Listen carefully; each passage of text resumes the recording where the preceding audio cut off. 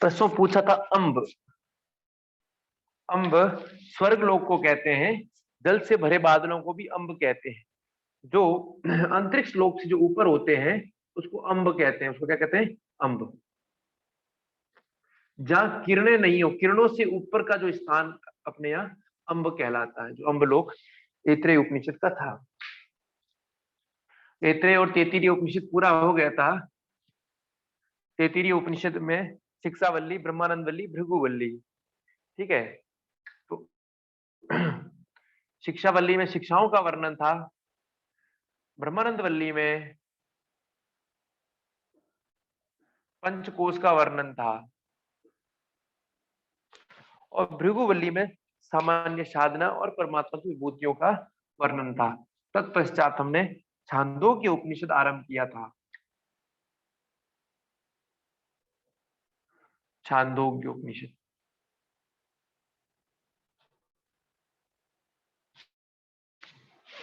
छांदोग्य उपनिषद सामवेद से लिया गया है। सामवेद के छांदोग्य ब्राह्मण से ही छांदोग्य उपनिषद लिया गया है। छांदोग्य ब्राह्मण में कुल 10 अध्याय है। 10 में से 8 अध्याय क्या है? छांदोग्य उपनिषद। अंतिम 8 अध्याय छांदोग्य। ये छंद से बना है, छंद शब्द से छांदोग्य बना है। छंद यानी आच्छादित करने वाला, आच्छादित करने वाला, ढकने वाला, जो आच्छादित कर दे। जैसे ऊपर दीवार आच्छादित कर रही है घर को, इस प्रकार जो आच्छादित करते वो छंद कहलाता है। इस छांदोग्य उपनिषद में ओम की उद्गीत के रूप में उपासना का वर्णन है। उद्गीत के रूप में उपासना का विशेष वर्णन है, विशेष वर्णन है। अर्थात सामान्य ओम या प्रणव कहते हैं, हमने सुना है, लेकिन जिस ओम और प्रणव को गाया जाए उसको उद्गीत कहा गया है। उद्गीत, जिस ओम को गाया जाए, जिसका गान निरंतर किया जाए, वह ओम उद्गीत है। उस उद्गीत की उपासना का तत्पश्चात प्राण रूप में, सूर्य रूप में, विभिन्न प्रकार से प्रणव रूप में उपासना का वर्णन किया गया। इसके साथ साथ इसमें सांडिल्य विद्या का वर्णन है। सांडिल्य विद्या का वर्णन है। ये जो ओम का उद्गीत की उपासना है, ओम की उपासना है उद्गीत रूप में, तो इसमें ओम का ध्यान और जप, विभिन्न प्रकार के जप ध्यान ओम की उपासना का वर्णन है, जिसका अध्ययन हम करेंगे, जिसका अध्ययन हम करेंगे। बाकी सांडिल्य विद्या का वर्णन है। इसके साथ साथ गाड़ीवान रेक और ऋषि का संवाद है। वो हमारे पाठ्यक्रम में नहीं है, लेकिन स्मरण रहना चाहिए, बहुत प्रसिद्ध संवाद है। गाड़ीवान रेक और ऋषि का संवाद, और या उपाख्यान कह सकते हो। और दूसरा सत्यकाम जाबाल का, सत्यकाम जाबाल का उपाख्यान है। ये दो और प्रसिद्ध है। इसके साथ साथ एक महावाक्य, 2 महावाक्य हम पढ़ चुके हैं। मांडुक्य उपनिषद में जो आया, अयम आत्मा ब्रह्म, अयम आत्मा ब्रह्म, और ऐत्रेय उपनिषद का प्रज्ञानम ब्रह्म, प्रज्ञानम ब्रह्म। अब तीसरा जो आ रहा है छंदोग्य उपनिषद में, तत्त्वमसि, तत्त्वम असि, तत्त्वम असि, तुम वही हो।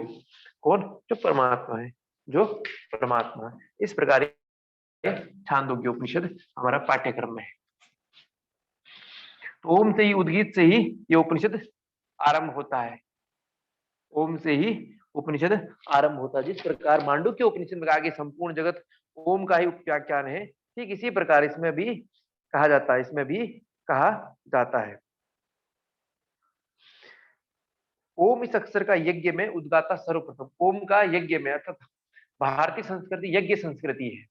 भारतीय जीवन परंपरा यज्ञ परंपरा है। यहाँ कुछ भी आरंभ हो यज्ञ से ही आरंभ होता है। तो हमारे यहाँ आरंभ यज्ञ था, यज्ञ था कर्म, जीवन की प्रत्येक शुभ कर्म हो उसका आरंभ यज्ञ। तो यज्ञ का आरंभ ही उद्गाता ओम के उच्चारण से, अर्थात कुछ भी आरंभ है हमारे यहाँ ओम के उच्चारण से ही आरंभ होता है। तो उद्गाता सर्वप्रथम ओम का ही उच्चारण करता है, ओम का उच्चारण करके उद्गाता सामगान करता है। इसी उद्गीत साधना की यहाँ व्याख्या छांदोग्य उपनिषद में की जा रही है, छांदोग्य उपनिषद में की जा रही है। तो यहाँ ओम अक्षर ही उद्गीत है। उपनिषद क्या कहता है? ओम अक्षर ही उद्गीत है, ये ओम ही उद्गीत है। अक्षर ब्रह्म चूंकि पढ़ चुके, ये अक्षर है, कहाँ पढ़ चुके थे? कठोपनिषद में। तो कठोपनिषद इसको अक्षर कहा है, छांदोग्य इसको उद्गीत कहता है। क्या कहता है? उद्गीत कहता है। और ये परब्रह्म परमात्मा का आश्रय है। अक्षर नाम से बोलोगे यहाँ, ये उद्गीत नाम से परमात्मा का नाम, ये क्या वाचक है? किसका? परब्रह्म का। तो इन्होंने वाचक की जगह क्या कह दिया? आश्रय है। वाचक का महर्षि पतंजलि ने कहा, इन्होंने आश्रय का। उद्गीत ही परब्रह्म का आश्रय है, तो वो परब्रह्म स्वरूप के उद्गीत स्वरूप में ही है। तत्पश्चात संपूर्ण प्राणियों का सार पृथ्वी है, इस प्रकार जो बताया था। पृथ्वी का सार जल है, जल का सार औषधि है, औषधियों का सार पुरुष है, पुरुष का सार वाणी है, वाणी का सार शाम है, शाम यानी गायन, और शाम का जो रस है वो उद्गीत है। तो उद्गीत किसका रस है या किसका सार है? उद्गीत शाम का, शाम श्रुति या गायन का रस है, का रस है, सार है, रस है, सार है। तो ओंकार सभी प्रकार के रसों में सर्वोत्तम रस है। ये ओम, ये उद्गीत सभी रसों में सर्वोत्तम रस है। ओंकार परमात्मा का प्रतीक होने के कारण उपास्य है। क्या बोल रहे हैं? ओम परमात्मा का प्रतीक है। क्या है? परमात्मा का प्रतीक है, ब्रह्म का प्रतीक है, ईश्वर का प्रतीक है, इसलिए उपास्य है, उपास्य है। महर्षि पतंजलि बोलते हैं जप, जप का, और ये बोलते हैं उपासना का। एक ही चीज है, ठीक है। उपासना यानी उनके निकट जाना, उनके समीप जाना, उनका जप ध्यान करना, उनसे घुलना मिलना, ये उपास्य है। तो ये ओम परमात्मा का प्रतीक है, उपास्य है, अर्थात उपासना है, इसकी उपासना करनी ही चाहिए, करनी ही। लिए प्रत्यय लग के है, तो करने के अर्थ में, शुड भी कर के अर्थ में है, ये शुड के अर्थ में है, करनी ही चाहिए। परमात्मा का प्रतीक क्या? ओम, और ये उपास्य है, तो ये ओम रूप में परमात्मा की उपासना करनी चाहिए। जो विद्वान उद्गीत रूप में ओंकार की उपासना करता है वो संपूर्ण कामनाओं की प्राप्ति, और जो कोई साधक उद्गीत रूप में परमात्मा की उपासना करता है,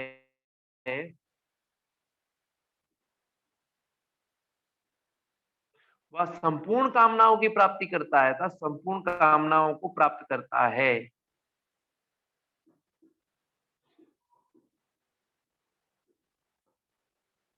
करता है, संपूर्ण कामनाओं को प्राप्त करता है। उद्गीत ही साम है, साम का भाव। शाम का अर्थ क्या? साम वेद है, साम यानी श्रुति, साम वेद। छांदोग्य उपनिषद साम का अर्थ बता रहे हैं। साम यानी साधु, सदा सहता। साम यानी साधु, सदा सहता।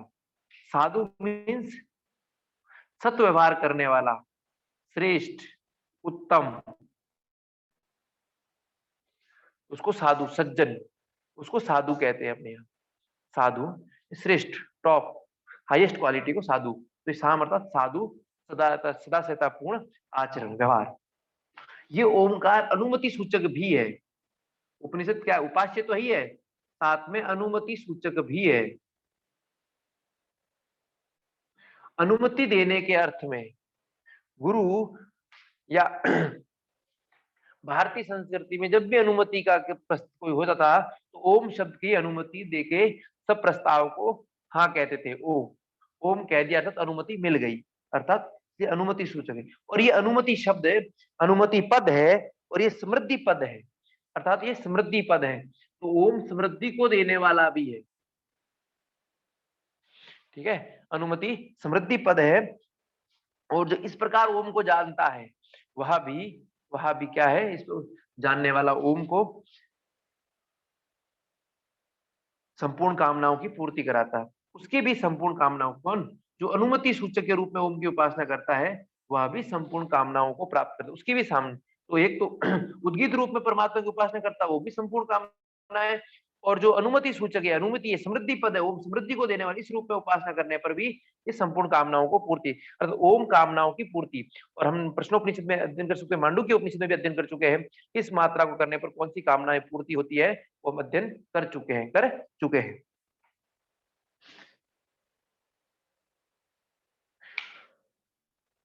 जो कर्म श्रद्धा, जो कर्म विद्या श्रद्धा और उपासना से युक्त किया जाता है, वह अधिक शक्तिशाली होता है। ये अक्षर ब्रह्म की व्याख्या है।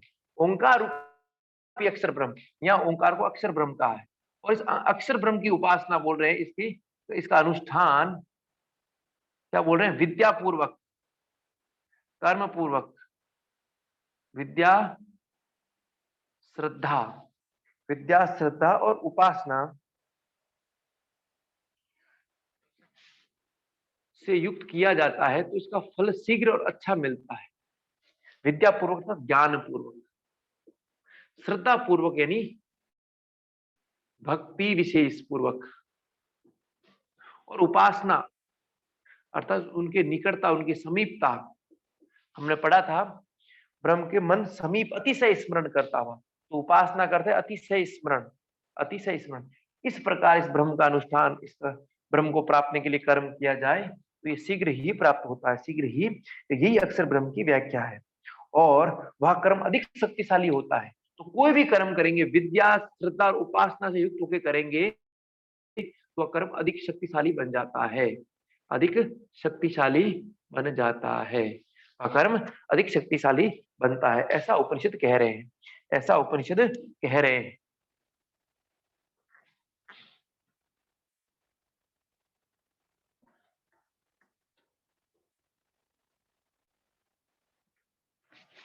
अब आगे इस उपनिषद की उपासना करने वाले के प्रभाव का वर्णन कर रहे हैं। उपनिषदकार कहते हैं जो ओम की उपासना करता है, जो ओम की उपासना करता है, ओम की उपासना करता है, उसके प्रति कोई पापपूर्ण आचरण करता है, कोई पापपूर्ण या बुरा आचरण करता है, तो वह उसी प्रकार नष्ट हो जाता है जिस प्रकार एक चट्टान से एक मिट्टी का ढेला नष्ट टकराकर नष्ट होता है।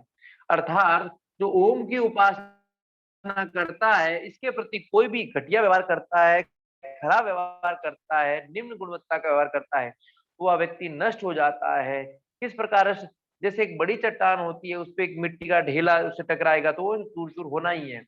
तो ओम की उपासना करने वाले का रक्षक ईश्वर होता है, इसलिए कोई उसका कोई कुछ नहीं बिगाड़ सकता, कोई हानि नहीं पहुंचा सकता। उल्टा जो पापपूर्ण आचरण करेगा उसको ही हानि होती है, ऐसा उपनिषदकार कहते हैं, ऐसा उपनिषदकार कहते हैं। क्योंकि वह मुख्य प्राण का उपासक अभेद चट्टान की तरह दृढ़ होता है। तो जो ओम की उपासना करता है वह मुख्य प्राण की तरह, मुख्य प्राण के समान क्या होता है, दृढ़ होता है, दृढ़ होता है। कौन, जो ओम की उपासना, उसके प्रति जो खराब व्यवहार करता है वो वैसे ही नष्ट हो जाता है जैसा मिट्टी का ढीला चट्टान से टकराकर नष्ट होता है। अब इस ओम की उपासना मुख्य प्राण के रूप में है। अब ओम की उपासना मुख्य प्राण, मुख्य प्राण के रूप में उद्गीत की उपासना, मुख्य प्राण के रूप में उद्गीत की उपासना, उद्गीत की उपासना।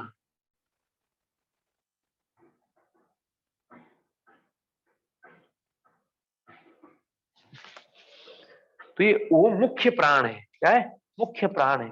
इस रूप में संपूर्ण जीवन मुख्य प्राण है, मुख्य आत्मा, प्रश्न प्राण आत्मा, तो ये मूल प्राण मुख्य प्राण है, परम पुरुष है, मुख्य पुरुष है।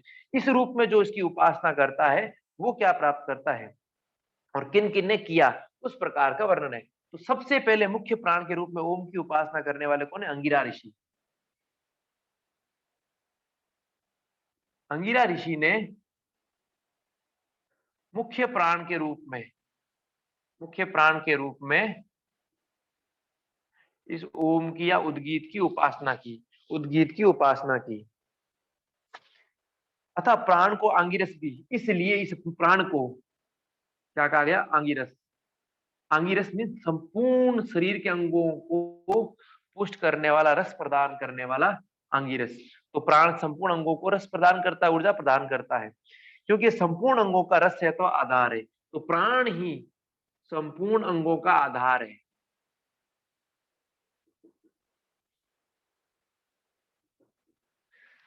प्रश्नों पर सबका धारक कौन है?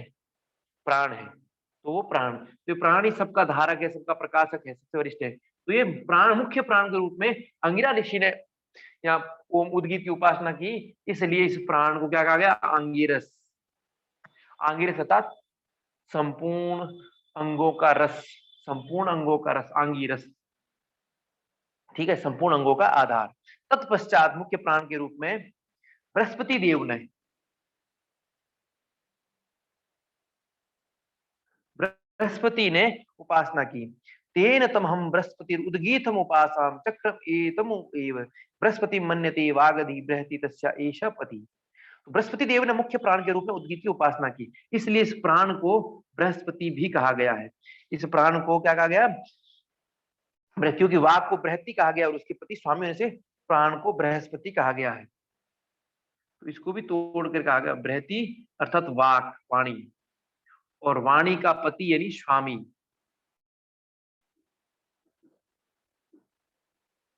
प्राण होंगे तो ही वाणी बोलेंगे, यदि जब देख लेना भूखे होंगे तो वाणी निकलेगी नहीं, स्वतः ही नहीं निकलेगी। तो जितने प्राण होते हैं उतनी वाणी निकलती है, इसलिए वाणी का, वाक का पति होने के कारण इस बृहस्पति को क्या कहा गया? मुख्य प्राण कहा गया, प्राण कहा गया। तो अंगिर ऋषि ने मुख्य, तो प्राण को आंगिरस कहा गया। यहाँ बृहस्पति ऋषि ने मुख्य प्राण ओम की उपासना की, तो बृहस्पति को भी क्या कहा गया? प्राण कहा गया है। बृहस्पति यानी वाक, वाक यानी वाणी, पति यानी स्वामी। तो जो वाणी का स्वामी है कौन है? प्राण है। कौन है? प्राण है। प्राण से ही वाणी बोली जाती है, बोली जाती है। तेनम तम अहायस्य उद्गीतम उपसंस चक्र एतमु एवाश्यम मन्यते आस्यादध्यते। आयास्य ऋषि ने भी, आयास्य ऋषि ने भी मुख्य प्राण के रूप में उद्गीत की उपासना की। मुख्य प्राण के रूप में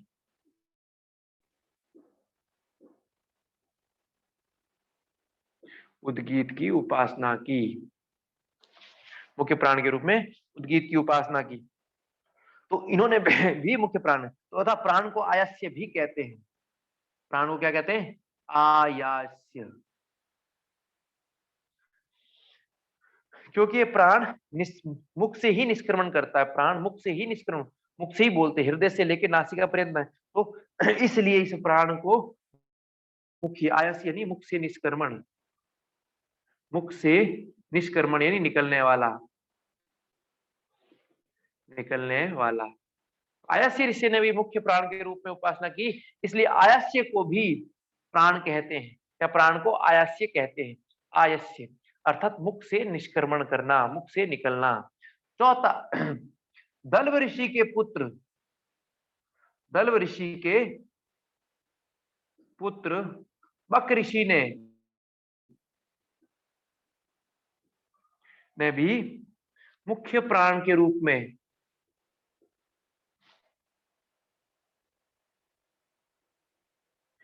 उद्गीत की उपासना की। तो ये मुख्य प्राण के रूप में चार उपासना है, अंगिरा ऋषि, बृहस्पति, आयास्य और दल्व ऋषि के पुत्र बक। बक ऋषि नैमिषारण्य में, नैमिषारण्य एक जगह उत्तर प्रदेश में है, बड़ा तीर्थ माना जाता है अपने यहाँ। वहां सहस्त्रों ऋषियों के बीच में वो यज्ञ के आचार्य बने गए, यज्ञ के आचार्य उन्हें बनाया गया, इसलिए उनका बड़ा नाम है। उन्होंने भी मुख्य रूप में उपासना की। तो ऋषियों की कामनाओं की पूर्ति के लिए ऋषियों ने उन्हें यज्ञ का आचार्य बनाया और उन्होंने ऋषियों की कामनाओं हेतु उद्गान किया। तो ऋषियों की कामना पूर्ति करने वाले बक ऋषि ने भी मुख्य प्राण के रूप में उपासना की, इसलिए संपूर्ण ऋषियों ने श्रेष्ठ माना और उन्हें अपना आचार्य घोषित किया, अपना आचार्य बनाया। इस प्रकार मुख्य प्राण के रूप में उद्गीत की उपासना, ओम की उपासना का वर्णन है, वर्णन है। ठीक है, तो ये चारों स्मरण होने चाहिए, अपने पाठ्यक्रम का अंग है। इससे प्रश्न चारों का नाम आ सकते हैं मुख्य प्राण के रूप में, किसने उपासना की अथवा किसने नहीं की, अथवा बृहस्पति का अर्थ होता है, ठीक है, अंगिरा का अर्थ होता है, आयस्य का अर्थ होता है। ये तीनों अर्थ भी इसमें महत्वपूर्ण है। आयस्य मुख्य निष्क्रमण, अंगिरा से संपूर्ण अंगों का रस अथवा आधार, और बृहस्पति यानी वाणी का पति, वाक का पति।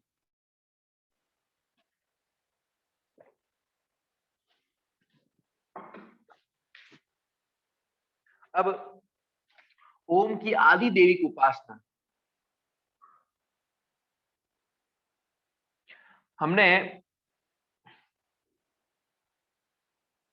ब्रह्म की आदि देवी उपासना केन उपनिषद में पढ़ी थी और आध्यात्मिक भी पढ़ी थी। ठीक इसी प्रकार इसमें भी है। ये आदि देविक दृष्टांत सामवेद में ही आता है। आदि देविक आध्यात्मिक, केन उपनिषद भी सामवेद का है। तो इस ओम की आदि देविक उपासना का अब वर्णन है। आदि देविक उपासना का वर्णन की आदि देविक, आध्यात्मिक, आदि भौतिक। तो देविक मीन्स जो देवीय चिन्हों के माध्यम से हो वो आदि देविक, आध्यात्मिक स्वयं के द्वारा।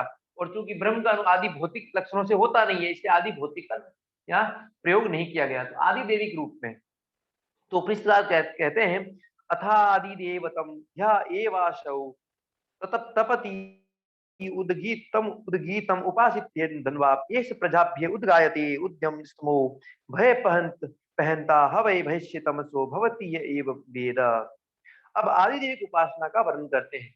तो आदि देवी के रूप में कहते हैं तपशील आदित्य के रूप में उपासना करनी चाहिए। तपशील आदित्य के रूप में ओम अर्थात उद्गीत की उपासना करनी चाहिए। उपासना करनी चाहिए। तपशील तपता हुआ आदित्य यानी सूर्य, आदित्य यानी सूर्य, तपशील सूर्य के रूप में, आदित्य के रूप में इस उद्गीत की या ओम की उपासना करनी चाहिए। क्यों करनी चाहिए? क्योंकि तपशील आदित्य उदित होकर हमारे लिए प्राणों का संचार करता है। ये तपशील उदित होकर क्या करता है? हमारे लिए प्राणों का संचार करता है। उदित होकर प्राणों का संचार करता है। इसलिए प्राणों का संचार करने के कारण तपशील आदित्य के रूप में इन उद्गीत की या ओम की उपासना करनी चाहिए, ऐसे उपनिषदकार कहते हैं। आदित्य सूर्य, आदित्य यानी सूर्य उदित होकर अज्ञान रूपी अंधकार रूप से उत्पन्न होने वाले भय का नाश करता है। तो ये आदित्य किसका नाश कर रहा है? अज्ञान और भय। अंधकार के कारण भय और ज्ञान के अभाव अज्ञान, तो अज्ञान और भय का नाश करने वाला है। जो इस प्रकार उद्गीत को जानता है वह भी तमस और सर्वविध भय का नाश। जो इस प्रकार तपशील आदित्य के रूप में उद्गीत को जानता है, उद्गीत को जानता है, वह सभी प्रकार के सर्वविध यानी सभी प्रकार के तमस, अज्ञानता का कारण क्या? तमस। तो अंधकार, तमस और भय से मुक्त हो जाता है।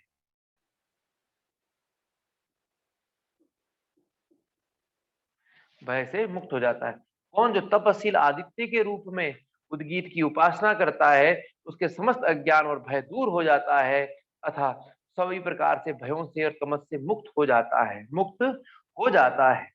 अर्थात वो नाश करने वाला होता है, इसका तमस और भय का नाश करने वाला भी हो जाता है। जो तपशील आदित्य के रूप में उद्गीत को जानता है, तपशील आदित्य के रूप में ओम की उपासना करता है, ओम का ध्यान करता है, और इस रूप में ओम को जो जान लेता है, उद्गीत को जान लेता है, उसके सभी प्रकार के भय और अज्ञान का निवारण हो जाता है, और वो सभी प्रकार के तमस और भय का नाश करने वाला हो जाता है, हो जाता है।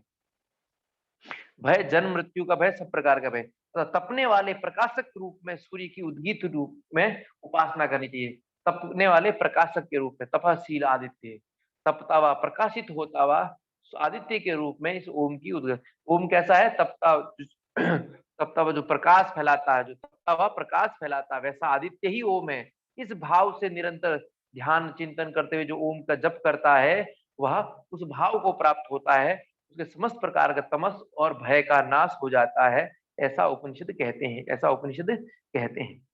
अब आगे बोल रहे हैं, समानु एवायम चासो चोष्टा उष्णो आयुष्मन तो स्वरः इतिम तचा सक्षते स्वर इति प्रत्यास्वर इतम तस्माद् वा एतामिमं च उद्गीतम उपासीत।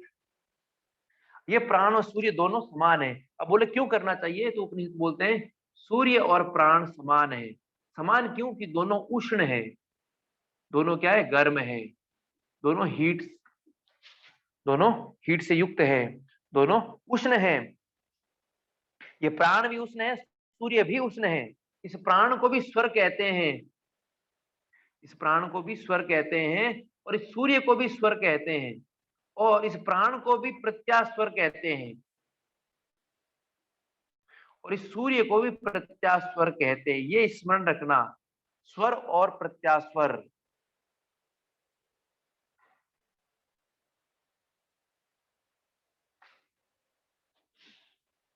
एक जगह आगे प्रत्यास्तर लिखा है, वो गलत है, प्रत्यास्वर, ठीक है, स्वर और प्रत्यास्वर। स्वर यानी उदित होना, प्रत्यास्वर यानी अस्त होना। प्रत्येक भीतर लेते हैं और बाहर छोड़ते हैं। इसी प्रकार सूर्य भी उगता है और अस्त होता है। तो सूर्य के का भी गुण है स्वर प्रत्यास्वर, प्राण का भी गुण है स्वर प्रत्यास्वर।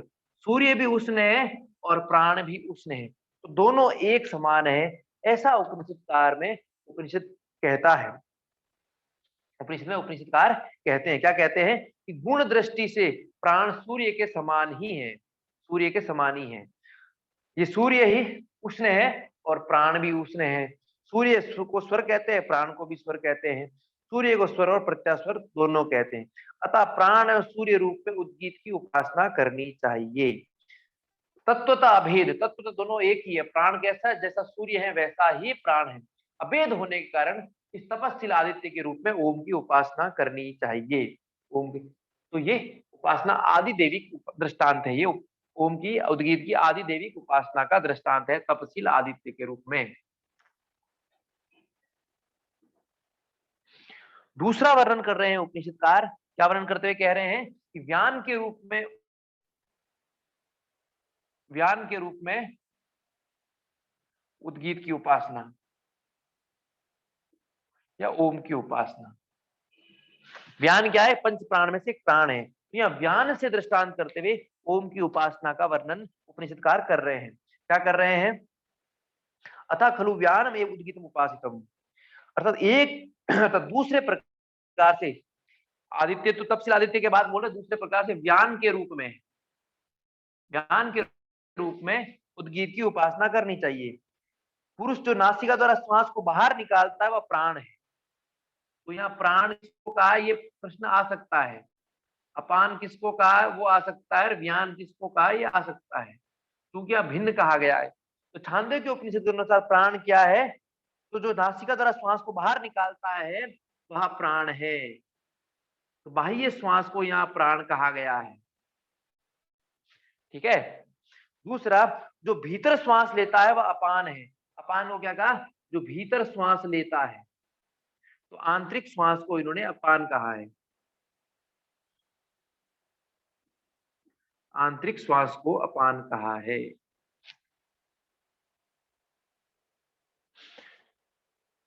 दो दृष्टि में देखा जाए तो प्राण और अपान की क्रिया होती रहती है, और प्राण अपान मिलते हैं, हठयोग कहता है तभी योग है, तभी योग है। तो ये बोलते हैं बाह्य श्वास, श्वास का बाहर जो निकलती है, तो श्वास को बाहर निकालता है वो प्राण है, और जो आंतरिक श्वास भीतर लेता है वो अपान है।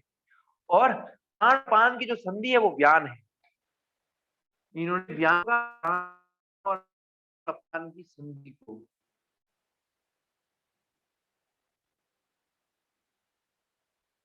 अब ये संधि कैसे होती है ये ज्ञान का विषय है, ये इसका कोई ज्ञान नहीं है।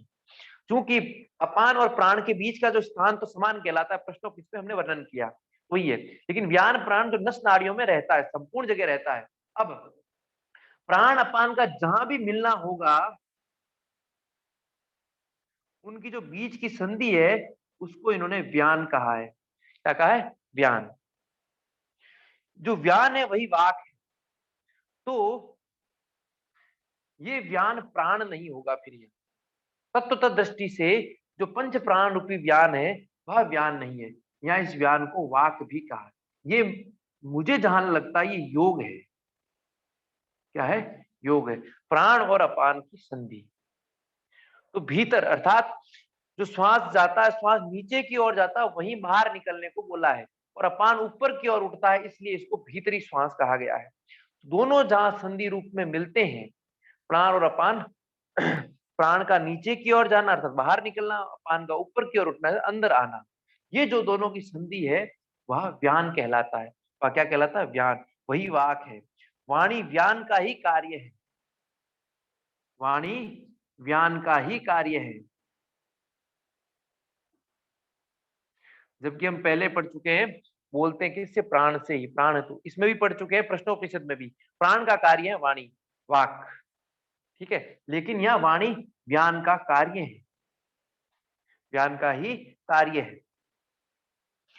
वाणी व्यान से निष्पन्न होने वाली है। और वाणी निष्पन्न भी किससे होती है? व्यान से। व्यान से निष्पन्न होने वाली है। ठीक है। फिर आगे बोलते, इसलिए पुरुष प्राण और अपान की क्रिया ना करते हुए वाणी बोलता है। प्राण और अपान की क्रिया ना करते हुए, अर्थात प्राण और अपान की क्रिया हो जाए तब वाणी नहीं बोल सकता। अर्थात योग में आ जाए अवस्था में तो वाणी नहीं बोलता है। तो नहीं बोलता है। अन्यथा जब ये इन दोनों की संधि रहती है, मिलते हैं, परस्पर क्रिया नहीं होती है, तब वाक होती है, तब वाणी होती है।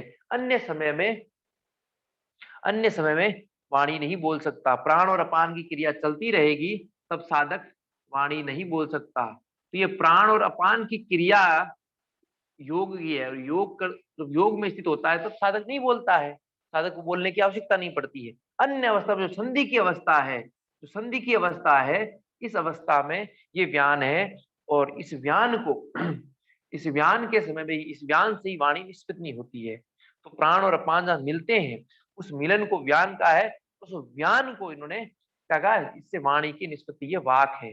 ये वाक है। तो एक भिन्न ज्ञान दिया है। और जब प्राण और अपान की क्रिया साधक करता है तो वाणी नहीं बोलता है। नहीं बोलता है। तो प्राण अपान की क्रिया यहाँ योग हो जाएगी। ठीक है। संधि व्यान हो जाएगी। और इनकी क्रिया परस्पर क्या हो जाएगी? इनका मिलना ही क्या है? हठ योग है, योग है। तो प्राण और अपान की क्रिया करते हुए मनुष्य वाणी नहीं बोल सकता। कब बोल सकते? संधि है, व्यान है, व्यान ही। और इस व्यान से ही वाणी उत्पन्न होती है। तो छांदोग्य उपनिषद के अनुसार वाणी किससे उत्पन्न होती है और वाणी किसका कार्य है? तो व्यान का ही कार्य है। और वाणी की निष्पत्ति या तो उत्पत्ति किससे होती है? व्यान से।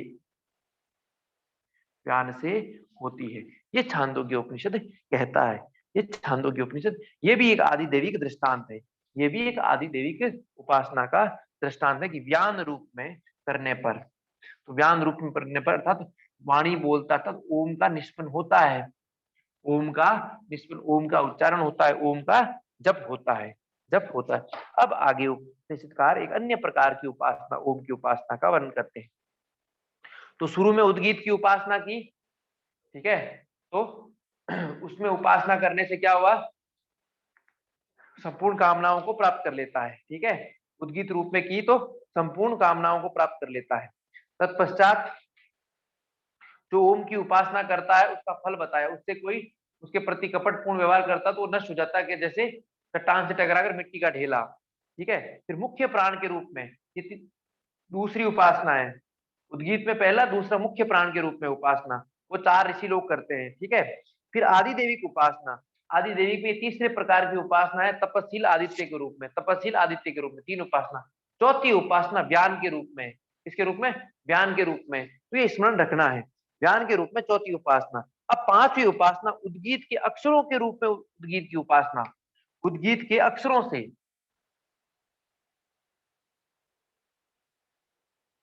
उद्गीत के अक्षरों से उद्गीत की उपासना, उद्गीत अथवा ओम की उपासना।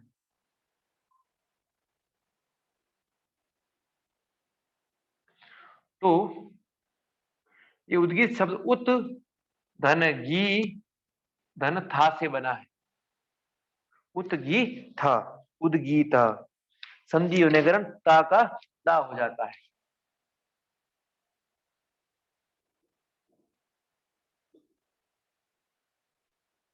उद्गीत, तो उद्गीत था इनसे बना है। उद्गीत शब्द के अक्षरों से भी उद्गीत की उपासना की जाती है, ऐसा उपनिषद कहता है। उद्गीत शब्द में उत अर्थात प्राण है, ऊपर उठना, प्राण का कार्य उठना है। गी गिरा, गिरा अर्थात वाणी, गी अर्थात वाणी, और था अर्थात अन्न, अन्न। इस रूप में ये तीन अर्थ उद्गीत के हैं, क्या? प्राण, वाणी और अन्न। प्राण, वाणी और अन्न। अन्न होगा तो ही प्राण होंगे, प्राण होंगे तो ही वाणी होगी, तो ही वाणी होगी। प्राण ही उत है, सब लोग प्राण से ही उठते हैं, अतः उत और प्राण की समानता स्पष्ट है, इसलिए उत को कहा गया, प्राण कहा गया है। और वाणी को गिरा कहते हैं, इसलिए वाणी ही गी अक्षर है। और खा अक्षर अन्न है, क्योंकि अन्न के आश्रय ही से ही संपूर्ण प्राणी जीवित रहते हैं। अन्न के आश्रय से ही संपूर्ण प्राणी, था का अर्थ अन्न हो गया, अन्न हो गया, क्योंकि अन्न में ही सब कुछ स्थित, सब अन्न में ही स्थित है। अन्न और था अक्षर की समानता है, अन्न और था अक्षर की समानता, इसलिए ये अर्थ यहाँ उपनिषदकार ने किया है। अब प्राण, वाणी और अन्न, ये उद्गीत का अर्थ है। फिर उपनिषदकार ने विभिन्न लोकों से, विभिन्न चीजों से इनको जोड़ा है। क्या जोड़ा है? इसको स्वर्ग लोक से, प्राण को स्वर्ग लोक से जोड़ा है, वाणी को अंतरिक्ष लोक से जोड़ा है, और अन्न को पृथ्वी लोक से जोड़ा है। पृथ्वी, वाणी अंतरिक्ष आकाश में ही जाती है, अन्न पृथ्वी से उगता है, और प्राण स्वर्ग का कहा गया ध्यू से। ठीक है। प्राण आदित्य हम पहले ही पढ़ चुके हैं। ठीक है। वाणी वायु, वायु से इसका संचार होता है, और अन्न अग्नि, अग्नि ऊष्मा से अन्न पकता है। फिर इनका वेद है, तो चूंकि उद्गीत पहले ही सामवेद सा ही है। ठीक है। फिर वाणी यजुर्वेद, यजुर्वेदों का ही वाणी के माध्यम से इस प्राणों को, प्राण का संबंध सीधे से साम, क्यों? गायन का संबंध किससे? सामवेद से संबंध है, और ओम को क्या गाया जाता है उद्गीत, इसलिए सामवेद इसे प्राण संबंधित। यजुर्वेद, जो भी वाणी बोली जाती है तो यजुर्वेद यजुषों को प्राप्त करने के लिए यज्ञ कर्म कांडों में बोली जाती है। और अन्न, अन्न ऋग्वेद से, ऋचाओं से संबंधित है, ऋग्वेद से, ऋचाओं से, क्योंकि सबका आधार कौन है? ऋग्वेद है, सभी वेदों का आधार ऋग्वेद है। इसी प्रकार संपूर्ण प्राणियों का आधार कौन है? अन्न है, अन्न है। इस प्रकार इनका संबंध उद्गाता से होता है, जो गान करता है। गान किसका? उसके लिए प्राण होने चाहिए। और चूंकि यजुर्वेद का संबंध सीधा सीधा यज्ञ से है, सीधा सीधा यज्ञ से है, और ऋग्वेद का चूंकि देवताओं की स्तुति है, तो इसका संबंध देवता से है। इस प्रकार ये समझाया गया है, समझाया गया है। तो विशेष स्मरण रखने की आवश्यकता नहीं है। स्वर्ग आदित्य साम उद्गाता, क्योंकि आदित्य से ही प्राण उत्पन्न होते हैं। ठीक है। और वाणी हो या चाहे प्राणों का संचार इस वायु के माध्यम से ही होता है। वायु के माध्यम से वाणी दूर तक जाती है, निर्वात होगी तो वाणी जाएगी नहीं दूर तक, इसलिए वायु, वाणी। और अग्नि, अन्न के लिए अग्नि, उष्मा चाहिए ही चाहिए, चाहिए ही चाहिए। इस प्रकार ये उद्गीत रूप में, ठीक है, उद्गीत के अक्षरों से उद्गीत की उपासना है। ऐसा ध्यान करके उत प्राण गी वाणी था अन्न, इस प्रकार निरंतर इनका ध्यान करते हुए जो उद्गीत की उपासना, ओम का जप करते हैं, तो वो भी संपूर्ण कामनाओं को प्राप्त करते हैं, और प्राण शक्ति को श्रेष्ठ और शक्तिशाली बनाते हैं, शक्तिशाली बनाते। तो ये चौथे प्रकार की उपासना थी, चौथे प्रकार की उपासना थी। अब लक्ष्य उपासना। अब उपनिषदकार कहते हैं कि लक्ष्य रूप में ओम की उपासना करनी चाहिए, लक्ष्य बनाकर ओम की उपासना करनी चाहिए। अथा खल्वास ही समृद्धि रूप शरणानि उत्युपासते येन सामनास्तुष्यन् तत्सामो धावेत। अपने अभिष्ट ध्येय की उपासना करनी चाहिए। अपने लक्ष्य रूप में उपासना बोला है, लक्ष्य रूप में उपासना। तो उपनिषद बोल रहे हैं अपने अभिष्ट ध्येय, अभिष्ट यानी जो हमें अच्छा लग रहा है, जो हम चाहते हैं, जो हम चाहते हैं। ध्येय मीन्स लक्ष्य, हमारा जो उद्देश्य है, लक्ष्य है, उसे हमें अपने अभिष्ट ध्येय की, अपने लक्ष्य की, अपने उद्देश्य की उपासना करनी चाहिए। उपासना का मन में अतिशय स्मरण करना चाहिए। किसको? अपने ध्येय को, अपने अभिष्ट ध्येय, अपने अभिष्ट लक्ष्य को।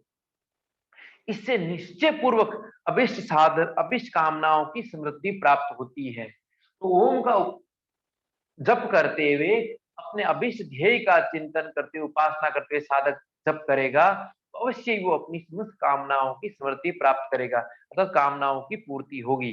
उद्गाता जिस साम के द्वारा उपासना करना चाहता है, उसी साम का चिंतन सर्वदा करें। जिस साम के द्वारा, साम अर्थात जो मंत्र विशेष को गाया जाएगा, मंत्र विशेष विशेष लक्ष्य को प्राप्त करने के लिए किया जाता है। तो यहाँ उपनिषदकार कहते हैं जिस साम को गाना चाहता है उसका चिंतन सर्वदा करें, हमेशा। इसी प्रकार हम भी जो अपने अभिष्ट ध्येय को पाना चाहते हैं उसका चिंतन सर्वदा करें, निरंतर उसका चिंतन करना चाहिए। तो ज्ञान का भी यही, ज्ञान का चिंतन करेंगे तो ज्ञान प्राप्त होगा। यार आपका चिंतन करोगे, उसके लिए अध्ययन करोगे, तो चिंतन से ही अभिष्ट ध्येय, जप करते हुए अभिष्ट ध्येय का चिंतन करने से उसमें सफलता प्राप्त होती है, ऐसा उपनिषदकार कहते हैं। और इसको प्रयोग करके देख लीजिए, ठीक है। अपने ध्येय का चिंतन सतत रहना चाहिए। उपनिषदकार कहते हैं कि अपने ध्येय का चिंतन निरंतर बना रहना चाहिए, भूलना नहीं चाहिए। और ध्येय की प्राप्ति के लिए जो साधन प्रयुक्त कर रहे हैं, हम जो साधन लगा रहे हैं, तो अध्ययन कर रहे हैं, उनका भी चिंतन सतत रहना चाहिए, ठीक है। उनका भी निरंतर चिंतन स्मरण होते रहना चाहिए, जिससे लक्ष्य प्राप्ति सुगम हो जाती है, सुगम हो जाती है। फिर आगे ऋषि बोल रहे हैं, आत्मान मंत्रतः उपसत्य स्तुवीत कामम ध्यानम प्रमस अतो अभ्यासो हा यदस्मै स कामः समर्थयेत यत कामः स्तुवितेति यत कामः स्तुवतेति। ऋषि कह रहे हैं अपने अभिष्ट ध्येय के साथ साथ अपने आत्म स्वरूप की कामना का भी चिंतन करना चाहिए, कि मैं अपने आत्म स्वरूप का भी ज्ञान प्राप्त कर सकूं। केवल संसारिक कामनाओं के लिए भी नहीं, आत्म स्वरूप के लिए भी जप इत्यादि ध्यान करना चाहिए। और आत्म स्वरूप की कामना का चिंतन करके परमार्थ रहित स्तुति करे, बिना आलस्य युक्त ईश्वर की स्तुति करे, ओम के माध्यम से, उद्गीत के माध्यम से, कि मैं आत्म स्वरूप का भी ज्ञान प्राप्त कर सकूं, ज्ञान प्राप्त कर सकूं। जिस कामना की पूर्ति के लिए परमात्मा की स्तुति करता है, वह शीघ्र अभिष्ट ही फल प्राप्त होता है। जिस भी कामना के लिए परमात्मा के साथ ओम की स्तुति करता है, वो शीघ्र ही मिल जाती है, शीघ्र ही मिल जाती है, ऐसा उपनिषद कहते हैं, ऐसा उपनिषदकार कहते हैं। तो कामनाओं की सिद्धि अर्थात अपने इष्ट लक्ष्य की प्राप्ति के लिए साधक को अपना इष्ट देव का स्मरण करके, जो देव उसको अच्छा लगता है, इष्ट देव यानी जिसको जो चाहता है, उस देव का स्मरण करके अपने इष्ट ध्येय, अपना जो प्रिय लक्ष्य है, उसका सतत स्मरण करना चाहिए। और फिर परमात्मा के निकट जाकर प्रमाद रहित स्तुति करनी चाहिए, आलस्य रहित। तो परमात्मा फिर उसको वह लक्ष्य प्राप्त करवा देंगे। तो लक्ष्य प्राप्त करने के लिए, यहाँ अभिष्ट ध्येय के लिए जो चाहते हैं, उस ध्येय का चिंतन करें, जो साधन प्रयुक्त कर रहे हैं अर्थात ओम जब उसका प्रयुक्त करें, और साथ ही साथ परमात्मा का स्मरण करें कि आप मुझे इसकी प्राप्ति कराए। परमात्मा या इष्ट देवता, जो भी देव अच्छा लगता है, शिव विष्णु, जो भी श्री कृष्ण, शारदा, सरस्वती, दुर्गा, उनके साथ उनका ध्यान करते हुए, अपने अपने इष्ट लक्ष्य का ध्यान करते हुए उनकी स्तुति करेंगे, तो शीघ्र ही सफलता मिलेगी, शीघ्र ही संकल्प की पूर्ति होगी, कामना की पूर्ति होगी, ठीक है। मंत्र से स्तुति करते समय अपने इष्ट देव, मंत्र जिस ऋचा में हो, उस ऋचा, मंत्र दशा ऋषि, मंत्र के देवता, मंत्र के आदि को स्मरण करना चाहिए, उसके पश्चात मंत्र द्वारा। तो ये वेद मंत्रों के लिए कहा गया है। तो प्रत्येक वेद मंत्र का, वेद मंत्र की ऋचा होती है, उस मंत्र का देवता होता है, उसका ऋषि होता है, उसका छंद इत्यादि, उन सब का स्मरण करके स्तुति करने पर विशेष लाभ प्राप्त होता है, विशेष लाभ प्राप्त होता है। इस प्रकार इसको लक्ष्य उपासना कहा है। क्या कहा? लक्ष्य उपासना। तो अपने लक्ष्य के लिए उपासना, तो लक्ष्य की उपासना करनी चाहिए। अभी आप अध्ययन कर रहे हो तो ज्ञान की उपासना करनी चाहिए, ज्ञान प्राप्त हो। फिर जो कामना है कि मैं सफलता प्राप्त कर लूं परीक्षा में, उसकी रूप में भी। और जो भी अभिष्ट है, जो भी इष्ट देव है, उन देवता का स्मरण करते हुए अपने अभिष्ट लक्ष्य की प्राप्ति करने के लिए उपासना, ओम की उपासना करनी चाहिए। केवल 5 बार ही करें, लेकिन अवश्य करें, वो सतत हो जाएगा। तो इतना अवश्य भाव पूर्वक करें। अब ओम अक्षर की उपासना है, वो आज नहीं पढ़ेंगे, वो कल पढ़ेंगे, वो कल पढ़ेंगे, सांडिल्य विद्या भी कल पढ़ेंगे। लेकिन दोनों कहानियां, उपाख्यान बता देता हूं गाडीवान रेक ऋषि का और ये ठीक है। तो उपनिषद में, छांदोग्य उपनिषद में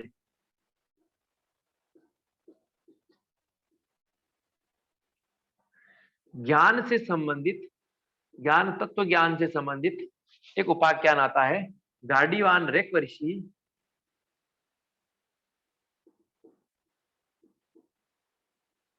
तथा राजा जानश्रुति।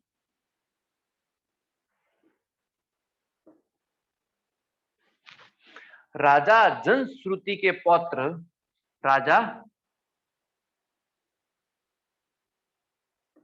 जनश्रुति के पौत्र राजा जानश्रुति अत्यंत दान दे रहे थे। क्या करते? दान देते थे, बड़े दानी राजा थे।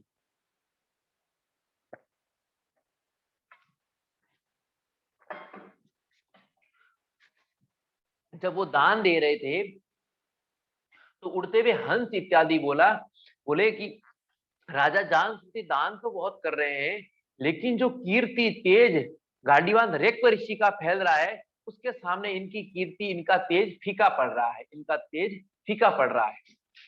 किनके सामने? गाडीवान ऋषि के सामने। गाडीवान ने था छकड़ा, गाडीवान ने था छकड़ा चलाने वाले, जो छकड़ा बैलगाड़ी आदि के पीछे लगता है, उस गाड़ी को चलाने वाले ऋषि का की कीर्ति, यश, तेज, जिसको हमारे यहाँ ब्रह्म वर्चस्व, ब्रह्म तेजस कहते हैं, वह राजा जानश्रुति की तुलना में अत्यधिक कीर्तिकर है, यश तरह अधिक है। ऐसा सुनकर राजा जानश्रुति को दुख होता है। राजा जानश्रुति अपने सारे मंत्रियों को बोलते हैं कि ऋक्व कौन है? गाडीवान, जिसका तेज मेरे से भी अधिक है, उसको खोजो, उसको खोजो। बहुत दिनों तक खोजने के बाद फिर सफलता प्राप्त करते हैं। वो कहते हैं कि हमारे राजा आपको बुला रहे हैं। तो राजा जानश्रुति के मंत्री जाके बोलते हैं, तो गाडीवान ऋक्व मना कर देते हैं कि मैं नहीं कह जाता, आना है तो मेरे पास आए, आना है तो मेरे पास आए। तो राजा को बड़ा बुरा लगता है, तो राजा धन इत्यादि लेके जाते हैं, ठीक है, उनके समर्पण भेंट करते हैं। तो बोले आप मेरे महल में आओ, तो फिर मना कर देते हैं। तो तीसरी बार स्वयं ऋषि के पास राजा जानश्रुति आता है, फिर धन संपदा लेकर आता है और बोलते हैं कि आपका जो इस तेज का, ये जो तेजस है, इसका कारण क्या है, ये आप मुझे बताएंगे क्या?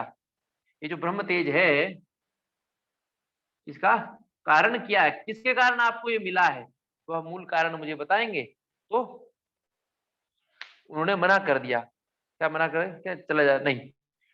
फिर राजा जानश्रुति अपनी बेटी को, अपनी पुत्री को और अत्यंत धन संपदा, राज्य की समस्त धन संपदा लेके जाता है इनके पास, गाडीवान ऋषि के पास, सब कुछ सौंपता है। तब गाडीवान ऋषि उसको बोलते हैं शूद्र। क्या बोलते हैं? शूद्र। राजा को क्या बोला ऋषि ने? गाडीवान ऋक्व, जिनका कार्य शूद्र का कार्य इनका स्वयं का है। जो 4 वर्ण है, जो सेवा का कार्य, शूद्र कहलाता है अपने यहाँ। लेकिन देखो यह शूद्र का अर्थ भिन्न है। जो निम्न प्रकार की बुद्धि युक्त रखता है, उसको शूद्र कहा गया अपने यहाँ। निम्न प्रकार, निम्न प्रकृति की, निम्न कोटि की। तो राजा को शूद्र कहा, हे शूद्र, चला जा यहाँ से, चला जा यहाँ से। मतलब धन संपदा से ज्ञान नहीं होता है। फिर जब ये सब प्रयास थक जाते हैं, तो राजा जानश्रुति पैदल निकलता, सारे अपने जो भोग सामग्रियां सब हटा के फिर पैदल जाके इनकी शरण में आता है, इनको दंडवत प्रणाम करता है, इनको दंडवत प्रणाम करता है। तब ऋषि इन राजा जानश्रुति को वो जो तेजस का कारण बताते था, ब्रह्म ज्ञान का उपदेश देते हैं, क्योंकि ये ब्रह्म ज्ञानी थे। कर्तव्य कर्म से तो क्या कर रहे थे? छकड़ा चलाते थे, लेकिन ब्रह्म ज्ञानी थे, उन्हें आत्म का ज्ञान प्राप्त था, आत्मा का ज्ञान प्राप्त था। जबकि राजा होने के बाद भी जानश्रुति को उस आत्म का, ब्रह्म का ज्ञान नहीं प्राप्त था। इसलिए उस आत्मज्ञान ब्रह्म, इतना धन ले गए, धन संपदा, आत्मज्ञानी ब्रह्म ज्ञानी ने उस धन के सामने देखा ही नहीं, उल्टा राजा को शूद्र कहा। क्या कहा? शूद्र कहा, कि जिन चीजों से जो प्राप्त करना चाहते हो संभव ही नहीं है, क्योंकि सुपात्र था। इसलिए ईश्वर की कृपा हुई, इसलिए पक्षी जाके बोले दान, वो सोचा मेरी कीर्ति फैलेगी, मैं उस चीज को प्राप्त करूंगा, लेकिन दान देने से भी नहीं फैलती है। आत्मज्ञान का मार्ग भिन्न है, आत्म मार्ग का भिन्न है। हम पहले भी कठोपनिषद में पढ़ चुके हैं, कोई कुशल ही उसमें प्रवेश करा सकता है। तो वो आश्चर्यमय कुशल ऋषि थे, जो कर्तव्य कर्म करने वाले तो केवल छकड़ा चलाने वाले थे, लेकिन आत्मज्ञान का उपदेश दिया किसको? राजा जानश्रुति अर्थात जनश्रुति के पौत्र को। तो ये गाड़ीवान रेक्व ऋषि भी अपने आप ब्रह्मज्ञानी ब्रह्मज्ञ थे। तो अध्ययन से कुल से कोई आत्मज्ञान का ब्रह्म ज्ञान का संबंध नहीं है, उपनिषद ऐसा कह रहे हैं, उपनिषद ऐसा वर्णन कर रहे हैं कि छकड़ा चलाने वाले ब्रह्म ज्ञानी थे, उनके शरण में राजा गया, तब उन्होंने ज्ञान दिया, ना कि धन इत्यादि के लालच में। धन इत्यादि के लालच में, धन इत्यादि के द्वारा ब्रह्म ज्ञान आत्मज्ञान ज्ञान कोई दे ही नहीं सकता है, कोई दे। तो जिसको आत्मज्ञान का बोध हो जाता है वो धन इत्यादि के पीछे भाग ही नहीं सकता, भाग ही नहीं सकता, क्योंकि वो तो उनसे ऊपर उठ जाता है, वो समस्त माया का अधिपति हो जाता है। फिर इन सब चीजों में फंस ही नहीं सकता, फंस ही नहीं सकता। दूसरा उपाख्यान सत्यकाम जाबाल का है। सत्यकाम जाबाल का है। तो ऋषि हरिद्रुम गौतम प्रव्रज्या पर निकले हुए थे, तो एक बालक आया उनके पास कि आचार्य मेरा भी उपनयन संस्कार करिए, मेरा भी उपनयन संस्कार करिए। अपने यहाँ उपनयन संस्कार, जिसको यज्ञोपवीत संस्कार भी कहते हैं, और इसी को दीक्षा संस्कार भी कहते हैं। यही द्विज, यहीं से व्यक्ति का दूसरा जन्म शुरू होता है, दूसरा जन्म शुरू होता है उपनयन संस्कार से, जिसको यज्ञोपवीत कहते हैं, दीक्षा भी कहते हैं। तो बालक आकर हरिद्रुम गौतम ऋषि को कहता है, हे आचार्य आप मेरा भी उपनयन संस्कार करिए, उपनयन संस्कार करिए, अर्थात मुझे दीक्षा प्रदान करिए, मुझे भी ज्ञान प्रदान करिए।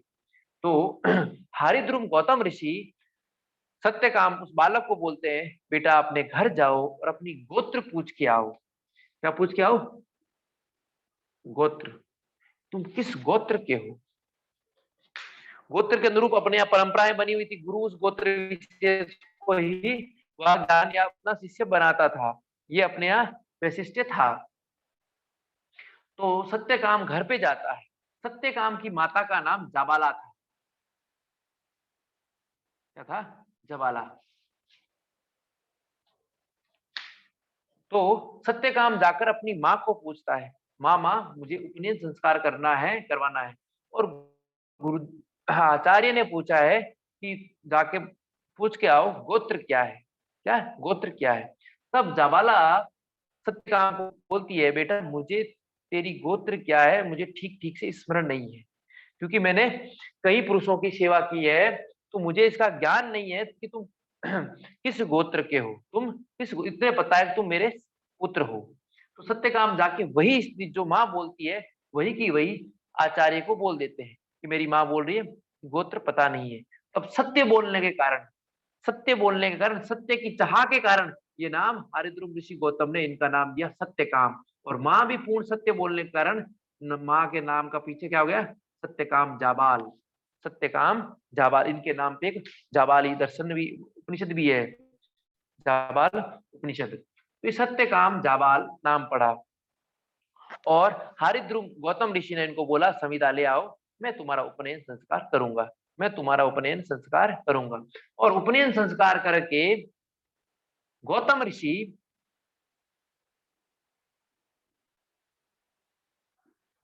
सत्यकाम जाबाल को 100 बूढ़ी और जीर्ण गायें, जो दूध नहीं देती हो, ऐसे गाय और बैल जो जीर्ण हो, जो ज्यादा उपयोगी ना हो, उन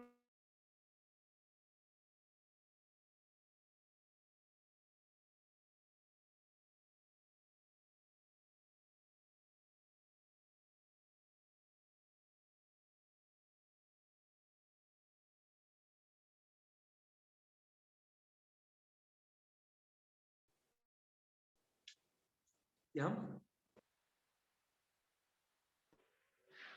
क्या हो गए? 1000 हो गए। अब हमें गुरु घर ले चलो, हमें गुरु घर ले चलो। तो 1000 होते ही गुरु घर ले जाने की बात यहाँ कही जाती है, कही जाती है। इसके आगे का कल अध्ययन करेंगे, कल इसको पूरा कर देंगे, ठीक है।